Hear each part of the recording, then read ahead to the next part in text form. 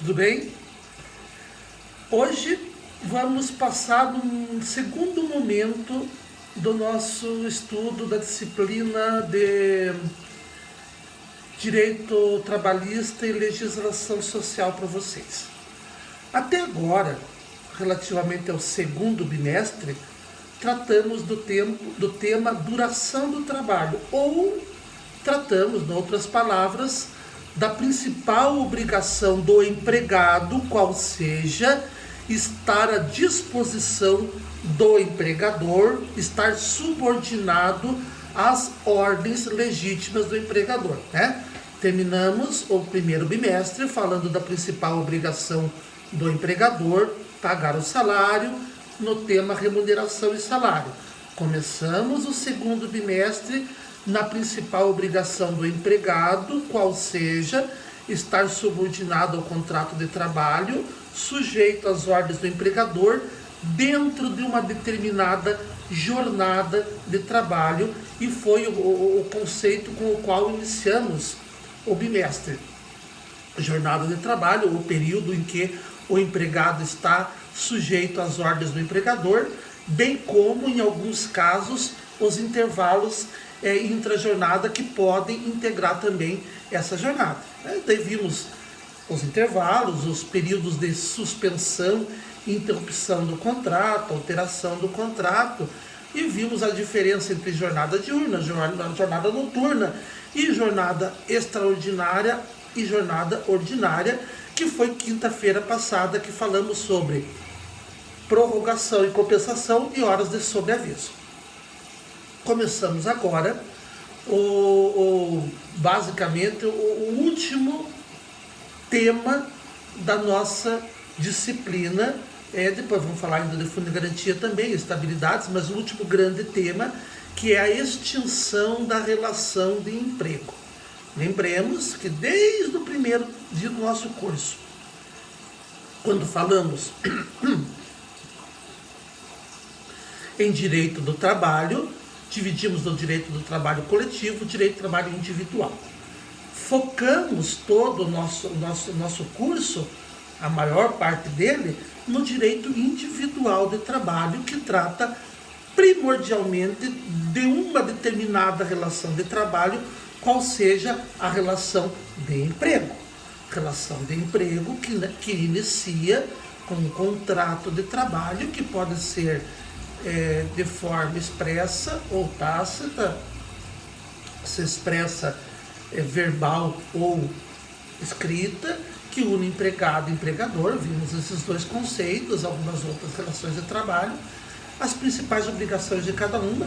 Vimos também que durante a existência da relação de emprego sofre interrupções, suspensões e alterações, e agora chegamos no final dela, que toda relação de emprego tem um começo e vai, com certeza, ter um fim, ainda que o fim seja pela morte do empregado ou pela morte do empregador, quando este for uma pessoa física e não possa haver a continuidade da relação de emprego, ou o empregado opte por não continuar com o sucessor. A gente vai ver, de uma maneira geral, todas as formas. Antes de começar esse tema, lembrando que a legislação trabalhista, quando fala em extinção do contrato de trabalho, ela usa o termo rescisão de contrato. É muito comum a gente falar rescisão de contrato. O termo rescisão seria mais apropriado a ser utilizado caso fosse uma decisão, por exemplo, judicial, determinando a extinção que não tenha sido, talvez, pela vontade das partes. O mais correto seria, de fato, falar em extinção do contrato de trabalho. Ele vai se extinguir, né? Como ele vai se extinguir?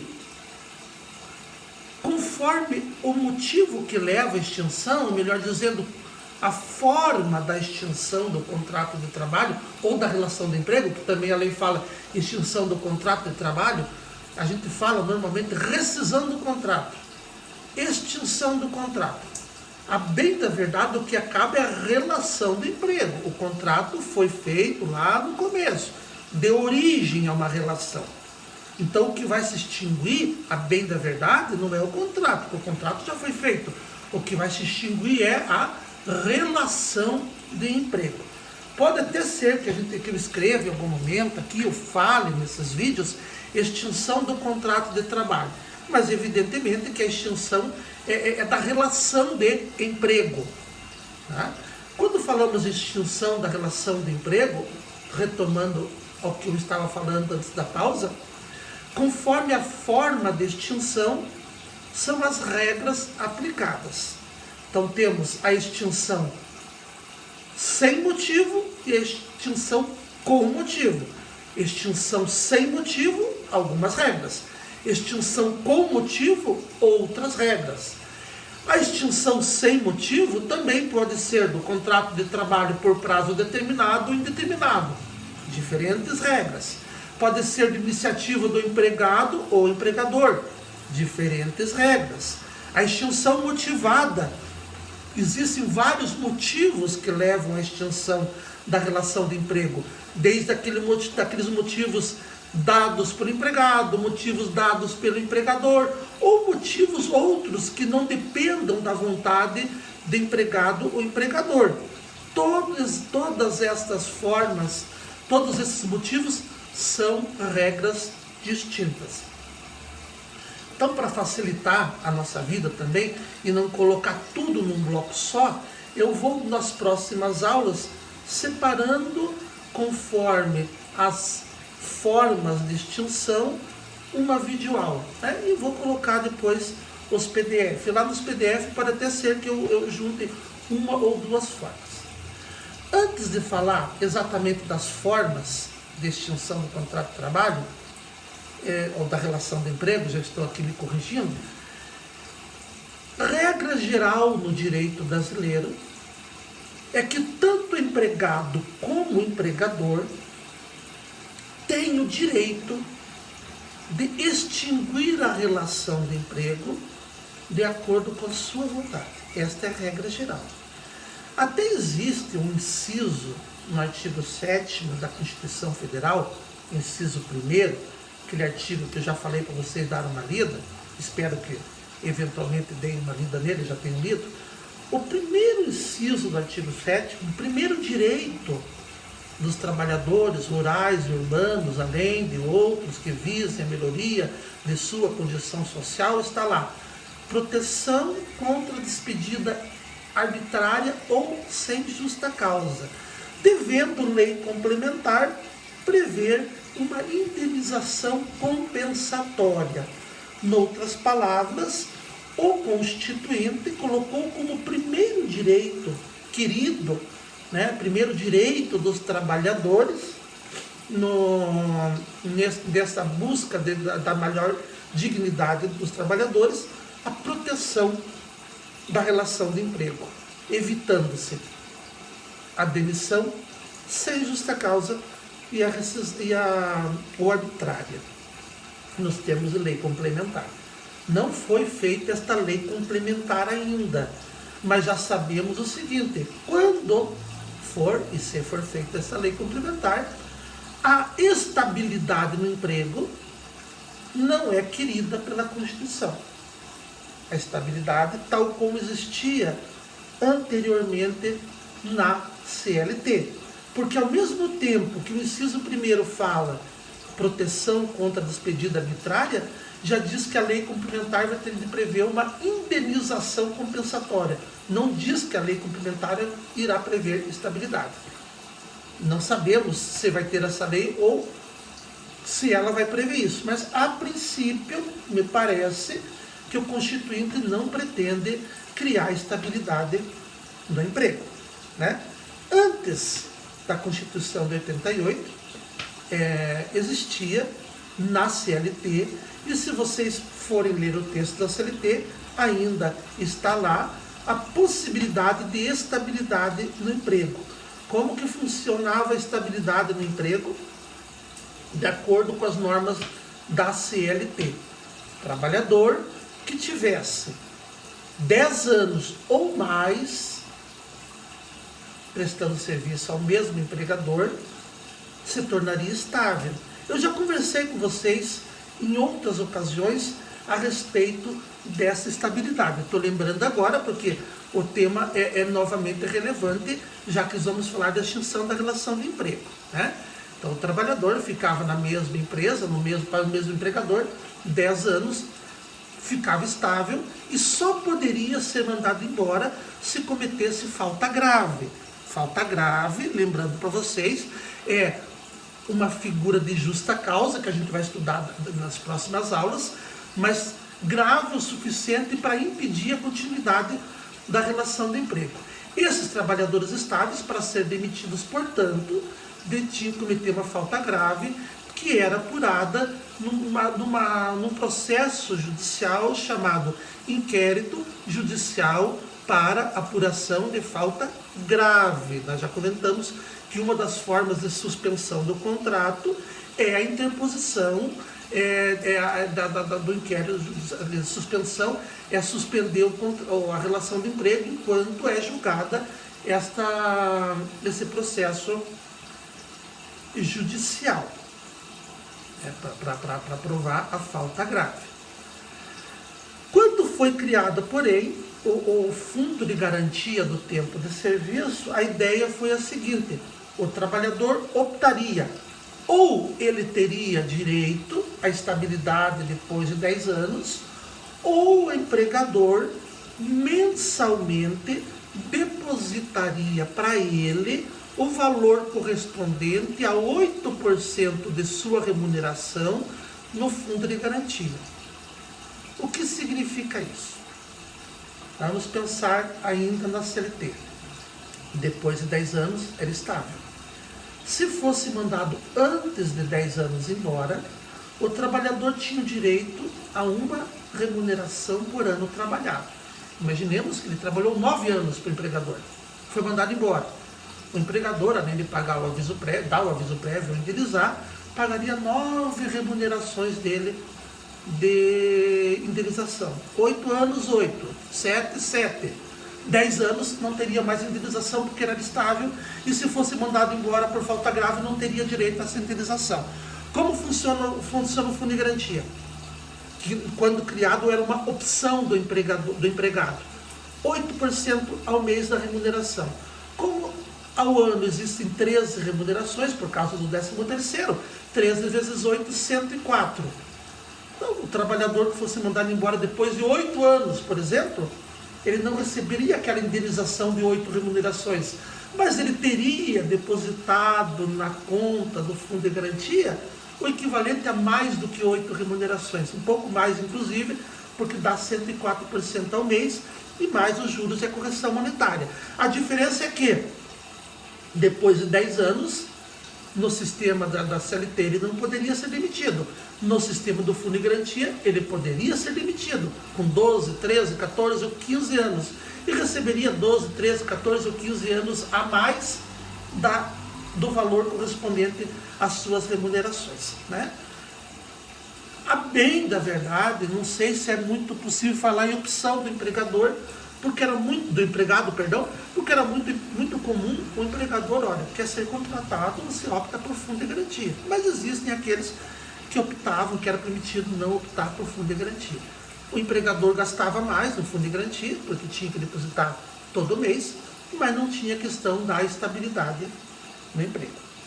Com a Constituição de 88, a mesma que no inciso 1º, teve a previsão da proteção contra despedida arbitrária ou sem justa causa, e disse que a lei complementar deve prever indenização compensatória.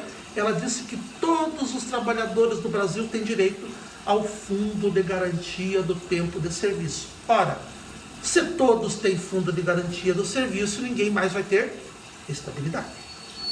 Então, de 88 para cá, salvo quem já era estável, não vai mais ter estabilidade aos 10 anos, porque hoje tem o Fundo de Garantia do Tempo de Serviço, que, ao mesmo tempo que representou um direito de todos, acabou na prática com a estabilidade no emprego, né? Daí porque a regra geral é: o empregador pode demitir o empregado sempre. Existem, é bem verdade, algumas estabilidades provisórias. As estabilidades provisórias, a gente vai ver depois, por exemplo, gestante, acidente de trabalho, né? Representante da CIPA, dirigente sindical, ou alguma estabilidade prevista em convenção coletiva, acordo coletivo, mesmo alguma estabilidade prevista em sentença normativa, agora por ocasião da pandemia também alguma estabilidade, mas são estabilidades provisórias. A regra é que não existe estabilidade mais definitiva. Aí vocês podem perguntar, mas o servidor público? A estabilidade do servidor público não é uma estabilidade trabalhista. A estabilidade do servidor público, mesmo sendo ele um trabalhador contratado pelo regime da CLT, o chamado seletista, a estabilidade dele se dá pela Constituição, não pela norma trabalhista. Mais ainda, a estabilidade do servidor público, muito mais do que um direito do servidor público, é uma garantia para a administração pública. Existe estabilidade para que o trabalhador no serviço público tenha a liberdade, tenha a autonomia de trabalhar sem medo de ser perseguido politicamente, e também que não ocorra o aparelhamento do Estado, né? Antes de 1988, de 64, durante o regime militar, foi permitida a contratação de trabalhadores sem concurso público e sem estabilidade, o que evidentemente representava um risco para esses trabalhadores, que assim como eles eram contratados sem concurso, poderiam ser demitidos também a qualquer momento, daí porque o perigo da utilização política desses servidores. A partir de 88 não tem essa possibilidade mais, existem os trabalhadores por cargo em comissão, que podem ser contratados e nomeados e exonerados a qualquer momento, mas o servidor público é estável. Mas essa estabilidade não diz respeito aqui à nossa disciplina.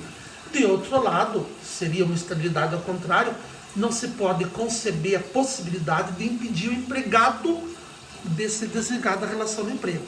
O empregador até pode ter algumas dificuldades, sejam nas estabilidades provisórias, sejam nestas indenizações que dificultam a demissão, como por exemplo a multa de 40% do fundo de garantia, né?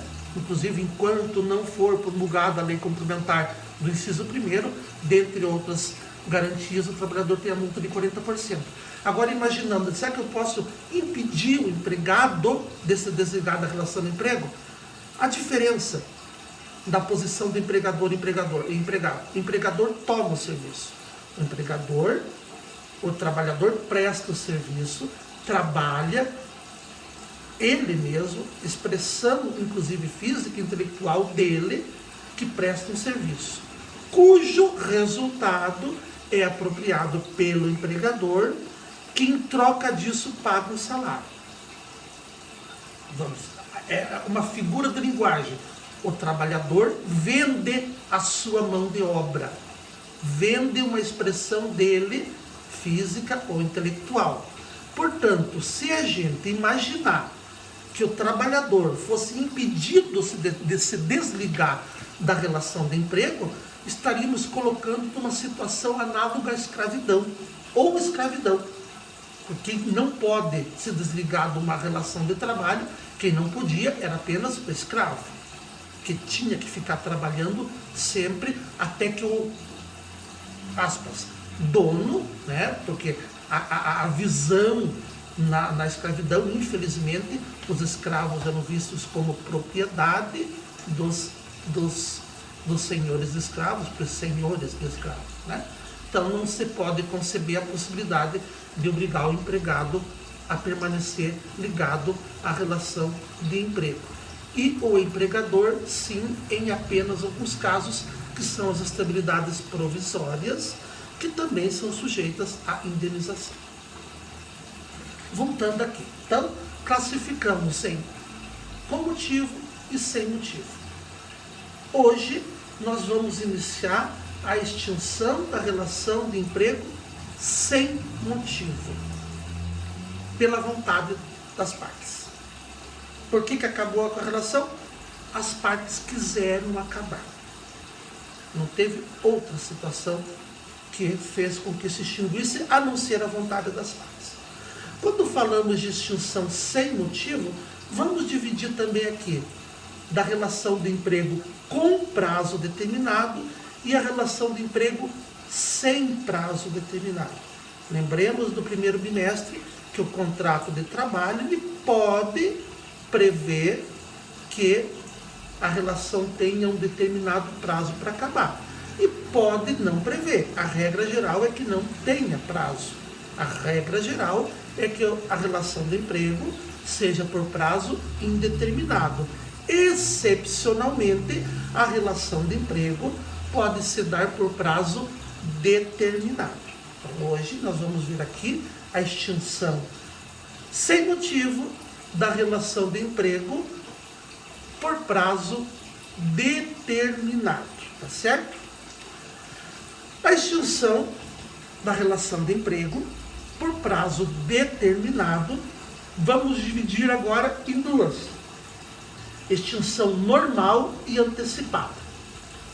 Extinção sem motivo da relação de emprego por prazo determinado.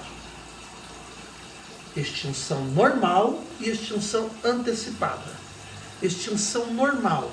A extinção normal da relação de emprego por prazo determinado é aquela que acontece quando chega no termo final do contrato.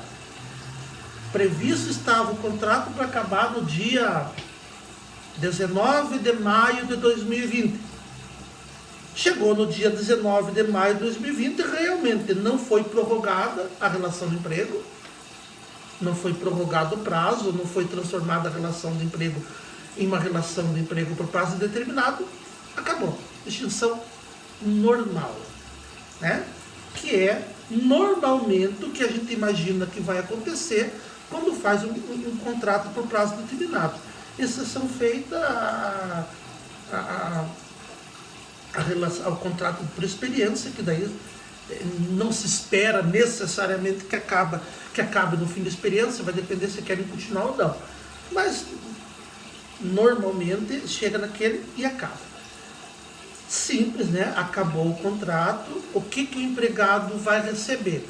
Vai receber o salário dos dias trabalhados, tá certo? E vai receber 13º, se ele trabalhou 12 meses, vai receber integral. Se ele trabalhou de forma proporcional, vai receber de forma proporcional. Esta forma de cálculo do 13º nós já vimos lá no primeiro bimestre. De repente o prazo do contrato era por 1 ano e meio, né? Trabalhou de janeiro até junho do ano seguinte, chegou 13º, recebeu normalmente em dezembro. Quando acabar em junho vai receber o que falta. Férias, a mesma coisa. Se ele já chegou a adquirir o direito das férias e não usufruiu, vai receber o valor da indenização das férias. Se ele já usufruiu as férias, vai receber apenas o valor das férias proporcionais, a indenização proporcional do que ele já recebeu, né? Também, quando falamos de férias, já falamos sobre isso. Na relação da indenização pelas férias proporcionais, ou para verificar se ele já adquiriu o direito ou não na extinção, trabalhou mais de 14 dias do mês, conta-se o mês inteiro. E é liberado também o valor do fundo de garantia do tempo de serviço que está depositado lá na conta vinculada.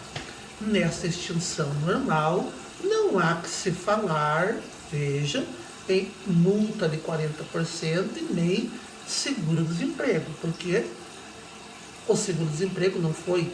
Seguro-desemprego é um benefício previdenciário, de certa forma. Ele sabia que acabava o contrato da relação de emprego, então não se fala em seguro-desemprego, também não se fala, obviamente, em multa de 40%, né?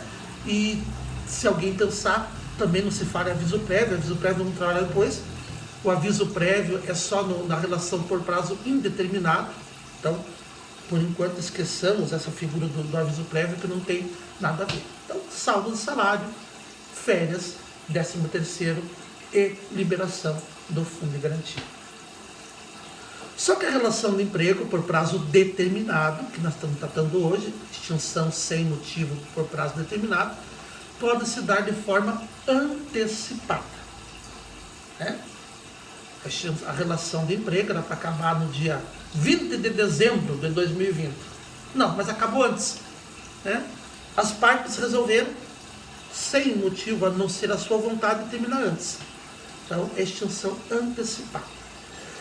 Na extinção antecipada, nós também dividimos em duas. Veja, decidimos normal e antecipada. A antecipada decidimos em duas também. Com cláusula assecuratória do direito recíproco de rescisão antecipada, a lei fala rescisão, antecipação, né? Ou sem essa cláusula. No TDF talvez fique mais fácil para vocês visualizarem. Então, extinção normal, extinção antecipada.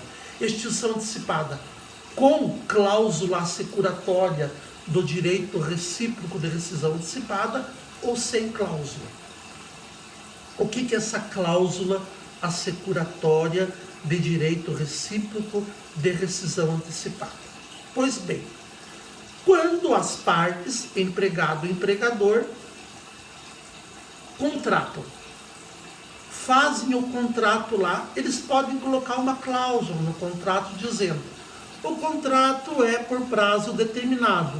Porém, se empregado ou empregador quiserem, podem extinguir antes.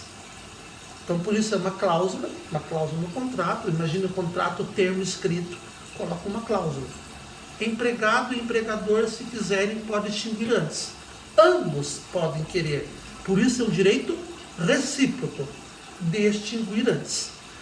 Existindo esta cláusula assecuratória de direito recíproco de rescisão antecipada, as regras aplicadas à extinção da relação de emprego serão as mesmas da relação de emprego por prazo indeterminado. Melhor explicando, é como se, para fins de extinção, este contrato se transformasse por prazo indeterminado, só para aplicação das regras de extinção. Então, nós vamos estudar depois. Então, imagine que tem essa cláusula em que empregado e empregador podem terminar antes do contrato. Serão as mesmas regras da extinção da relação de emprego por prazo indeterminado, que a gente vai ver na próxima aula. Então, deixa guardadinho, né? Porém, se não tiver essa cláusula, então, extinção sem motivo do contrato por prazo determinado, de forma antecipada, sem cláusula. Relação de emprego por prazo determinado, as partes resolveram extinguir antes. Vou ver lá no contrato. Tem cláusula? Tem. É como se fosse por prazo indeterminado. Não tem cláusula. Opa, se não tem cláusula, são outras regras. Também vou dividir. Se for iniciativa do empregador, iniciativa do empregado. Vejam quantas chaves nós estamos colocando aqui. Extinção sem motivo da relação de emprego por prazo determinado antecipado. Antecipada sem esta cláusula assecuratória do direito recíproco de extinção antecipada. Por iniciativa do empregador. O empregador resolve: não quero mais que exista essa relação de emprego. Chega lá e conta para o empregado: vamos extinguir antes. Quais as consequências? Primeiro, deverá o empregador, a título de indenização, pagar ao empregado metade do valor dos salários aos quais o empregado teria direito ficasse a relação do emprego até o final. Imagine que faltava 6 meses para acabar a relação do emprego. Hoje, faltava 6 meses. Fosse até o final, o empregado receberia mais 6 meses de salário. Como o empregador resolveu extinguir antes, metade, ele vai pagar mais 3 meses do valor dos salários. Não é 3 meses o salário, porque é indenização. Digamos que o trabalhador receberia 2.000 por mês. 6 meses, 6 vezes 2, 12.000. Metade, 6.000. o empregador paga uma indenização no valor de R$6.000. Além do que? Daquilo que normalmente seria pago de saldo de salário, férias e 13º, tal como na extinção normal. Também é liberado o fundo de garantia do tempo de serviço, mas aqui vai ter duas coisas a mais. Como o empregador, vamos dizer, aspas, surpreendeu o empregado mandando ele embora antes, ele vai ter que pagar a multa de 40% do fundo de garantia e o empregado vai receber lá o seguro-desemprego. Tá certo? Isto na rescisão, na extinção antecipada. E se a extinção antecipada for iniciativa do empregado, né? Não tem a cláusula, o empregado, ele resolve que não quer mais, né? O empregado vai ter também direito sempre, saldo de salário, vai ter direito a férias, 13º, não vai receber lá o fundo de garantia com a multa de 40%. E neste caso, e aqui é um detalhe interessante, neste caso, o empregado poderá, eventualmente, também pagar uma indenização ao empregador. Qual que é a indenização que o empregado pagará ao empregador? Vai descontar do que ele tem para receber. O empregado vai pagar ao empregador, vai descontar dele lá, os prejuízos que o empregado causa ao empregador pelo fato de sair, de terminar antes, né? Só que os prejuízos que o empregado vai pagar não podem ser maiores do que aquilo que ele receberia do empregador no caso do empregador terminar antes. Lembremos do nosso exemplo. Se o empregador extingue antes, receber pagando 2.000 por mês, faltando 6 meses, 6 vezes 12, 6 vezes 2, 12, metade de 6.000. O empregado vai pagar o prejuízo que ele causou para o empregador, desde que no máximo seja 6.000. Então imagine, vamos pegar um caso prático aqui. O empregado saiu antes, faltando 6 meses, o empregado não quer mais trabalhar. O trabalho deste empregado, vamos dizer que rendia ao empregador um lucro de 10.000 por mês. Estão percebendo? 10.000 por mês. Ora, vai deixar de trabalhar durante 6 meses. Qual o prejuízo que o empregador vai ter? 6 vezes 10, vai ter um prejuízo de R$60.000. Digamos que o empregador não consiga, neste prazo, contratar outro empregador. O empregado saiu antes, o empregador vai deixar de receber um lucro de 60.000. Não significa que o empregado vai pagar 60.000 para o empregador, porque o máximo que ele receberia seria quanto? 6.000. Então, nesse caso, o empregado vai pagar R$6.000 para o empregador. Porém, imagine que o empregado sai, né? Mas ele resolveu, ele contou que ia sair antes, coisa parecida, e o empregador não vai ter prejuízo nenhum com a saída do empregado. Outro já estava trabalhando, ou coisa parecida. O empregado vai pagar uma coisa e não vai pagar nada, porque não causou prejuízo.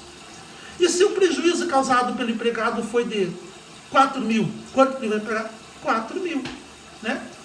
Então, vai verificar qual foi o prejuízo, o valor que der, o empregado vai pagar, desde que não ultrapasse aquilo que ele receberia se fosse o empregador que tivesse a iniciativa, né? Finalizando isso, os valores pagos pelo empregador ao empregado na extinção do contrato sem motivo, ou na extinção da relação de emprego sem motivo, quando esta era por prazo determinado, é de 10 dias. Né? Tanto faz na extinção normal como na extinção antecipada, independentemente de que seja de iniciativa do empregado ou empregador. O empregador pagará as chamadas verbas rescisórias, que são as verbas devidas pela extinção da relação do emprego sem motivo no prazo de 10 dias. Né? Não pagas estas verbas no prazo de 10 dias, o empregador deverá pagar o valor de um salário do empregado, a título de indenização. Está lá no parágrafo 8º do artigo 477.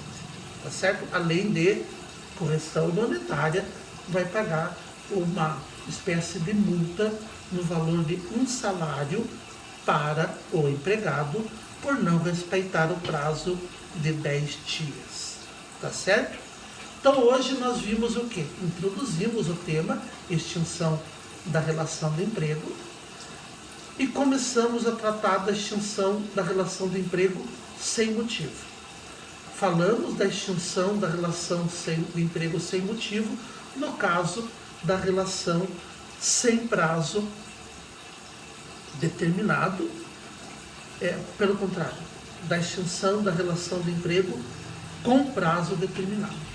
Extinção da relação de emprego com prazo determinado sem motivo.